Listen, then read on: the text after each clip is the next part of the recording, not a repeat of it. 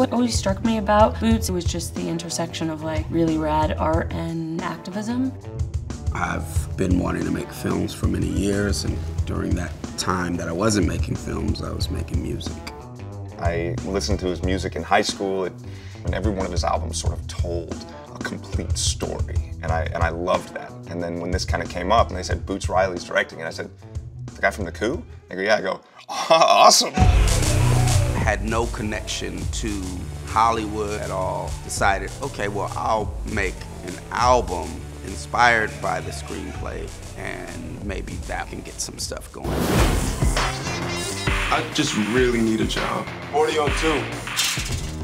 Cassius Green is just a guy who's really trying to figure life out. And so he meets Langston, and played by Danny Glover, who opens up and says, let me give you a tip. You want to make some money here? Use your white voice. My white voice? I'm not talking about Will Smith's wife, like this young blood. Hey, Mr. Kramer. This is Langston from Regal View. It's such an off-the-wall, crazy, imaginative script in a way that can only come from someone like Boots. This is your moment. Don't waste it. Woo woo! Woo woo! You're going upstairs, power caller. They even have their own elevator. Welcome, power caller. I hope you did not masturbate today. We need you sharp and ready to go. You know, before we shoot, like after we get out of the trailer, we go, for Boots! Because this was special for a lot of us. Anything that I'm going to do is going to involve me trying to make the world better. We can fight back. We can change things. that's what I'm talking about! I think what you're seeing is that there's a real desire for marginalized groups to be dignified. You don't have to sell out. I'm not selling out. Here's the starting salary. Well, man, I'm gonna have to get me some new suits. That, to me, is why a film like Sorry to Bother You is right on time. Oh, yeah!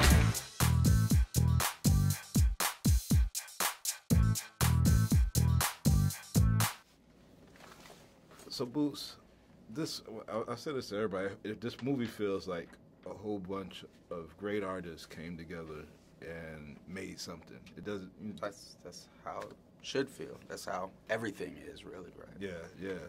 But I mean, I wonder, you know, your journey from, you know, from music producer to this, and like how did this feel different than when you create an album and it's complete and you get to, like, how did this feel to... Well, this is very similar. So like when producing music, if you're the producer, you might have the, I've said this before, but you might have the best bass player in the world.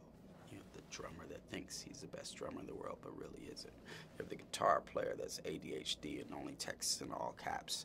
And individually, they each may know more about music than you do, and they definitely know more about their instrument than you do.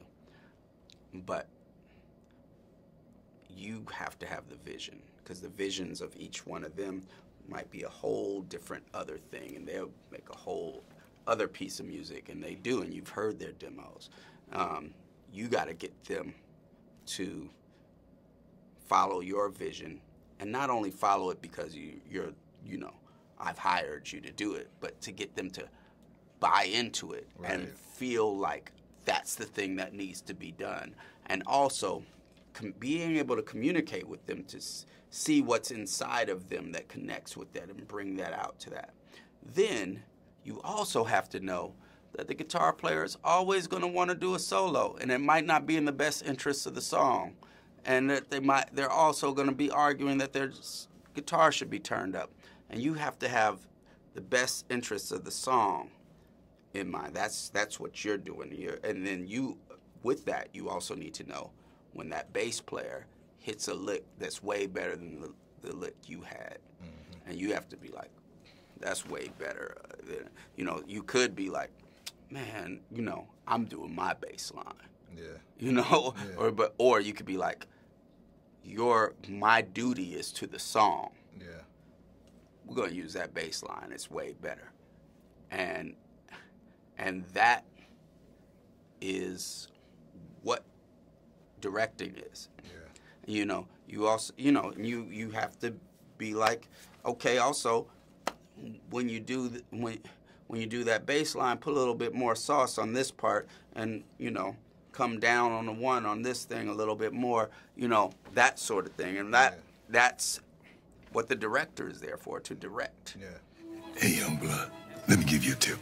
Use your white voice. Man, I ain't got no white voice. Oh, come on, you know what I mean. You have a white voice in there, you can use it.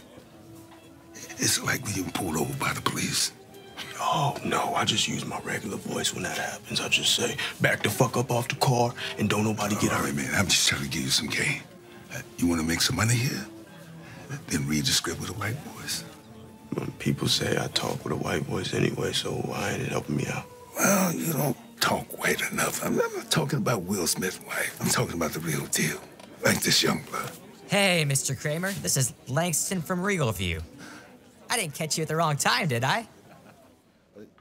You grew up, I know one of your parents was a lawyer for the Black Panthers and represented Black Panthers. Yeah, I mean, he represented them like later in life after there was... well, I just know that you probably grew up with a lot of pride and knowing who you are. Have you had to use the white voice still in that? I mean, I did telemarketing, so definitely. And I think also there's a certain, you know, the movie puts it as a binary, but in reality there's stuff where people slip in and out of it. And you know, I mean, you know, you could also say we're speaking English. So what, you know, like, I think what the movie is talking about is the performance of whiteness, as opposed to where people will talk about this performance and this style that's blackness. But in reality, it's all a performance that we're all doing.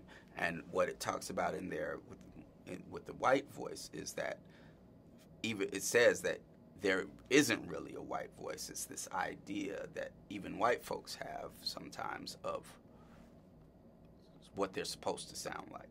And that's connected to this idea that everything's okay and that things aren't a struggle. And that's actually counterposed to racist black tropes, racist tropes of people of color in general, which are that get fed out there, which are that their culture is lacking and causes them to make mistakes that cause poverty. You know, like we were making all these bad choices, and that's what causes poverty. Not that, but in reality, there's an economic system that necessitates poverty. Right, right. Like you can't have capitalism without unemployment. Yeah. It doesn't work, because then everybody can demand whatever wage they want and not get fired. Yeah. You know, so that, you know, Wall Street Journal and all that, they get scared when the unemployment rate is going too low, because as it goes low, wages go up, stocks go down.